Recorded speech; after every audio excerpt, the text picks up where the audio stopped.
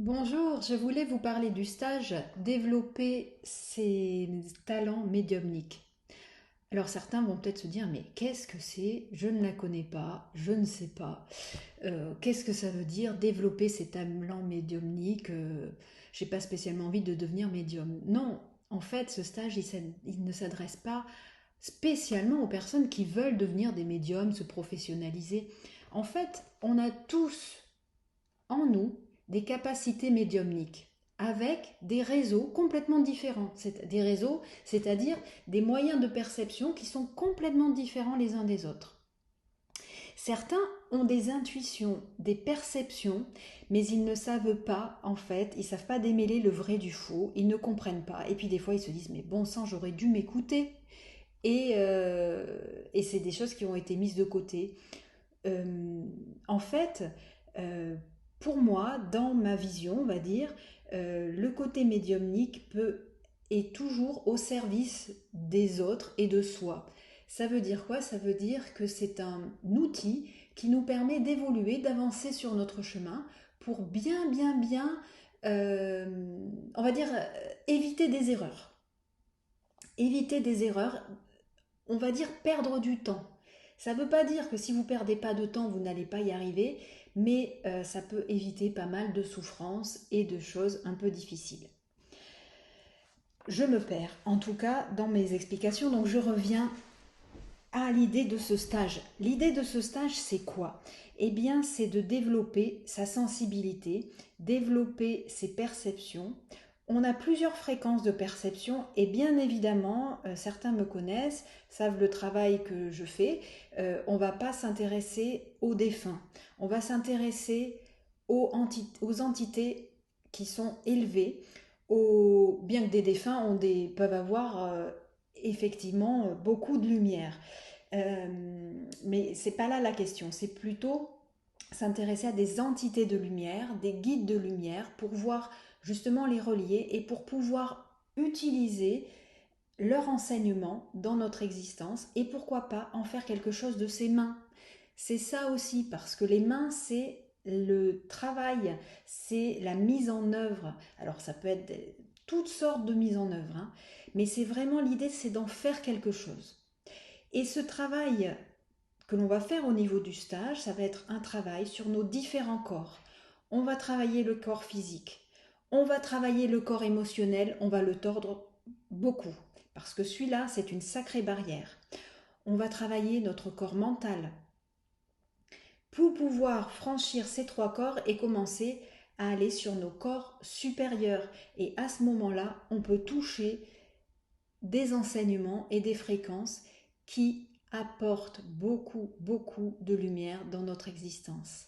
Je ne sais pas si je suis bien claire dans ce que j'explique. N'hésitez pas à poser des questions dans vos commentaires, peut-être des demandes d'éclaircissement. Si vous ne me connaissez pas, en fait, j'enseigne le Vastu avec Laurent Mantels, mon époux, et le Vastu Shastra, c'est la science de l'habitat, harmoniser son habitat. Je crée également des mandalas parce que en fait c'est mon canal, hein, beaucoup. Voilà, j'ai un canal artistique visuel, donc je crée des choses qui se concrétisent dans le visuel, mais aussi par la parole, puisque voilà, vous m'entendez et je fais quelquefois des canalisations euh, publiques. Et donc ce stage a lieu à Castillon-la-Bataille, dans notre centre où on enseigne essentiellement le Vastu. Donc c'est un lieu qui est en fréquence élevée. Donc c'est là où ça peut être extrêmement aidant pour pouvoir déclencher et avancer. La chose aussi, c'est que euh, sincèrement, je vais être honnête avec vous, en 2 jours, vous n'allez pas tout débloquer, bien évidemment. Mais ça va vous permettre déjà de connaître le chemin.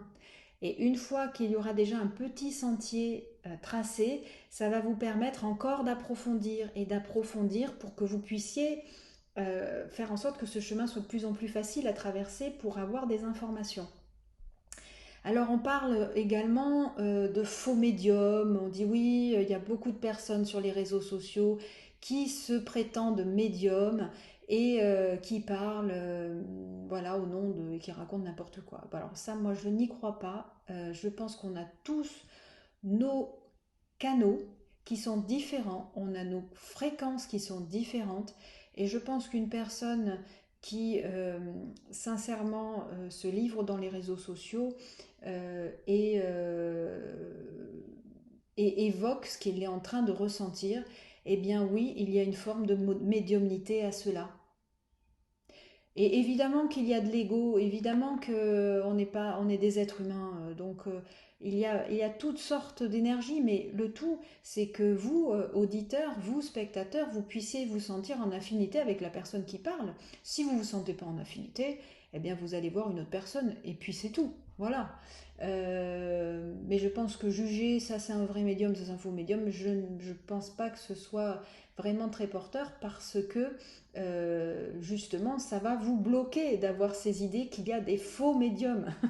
Non, on a tous des parts intuitives et intuition et médiumnité sont liées.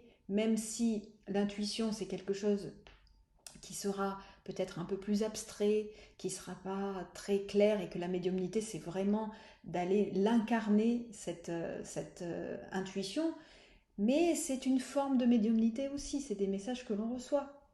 Voilà.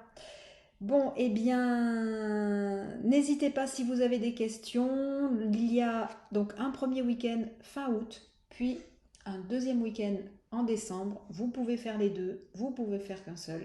C'est ouvert, open, et j'espère vous y voir nombreux. Au revoir.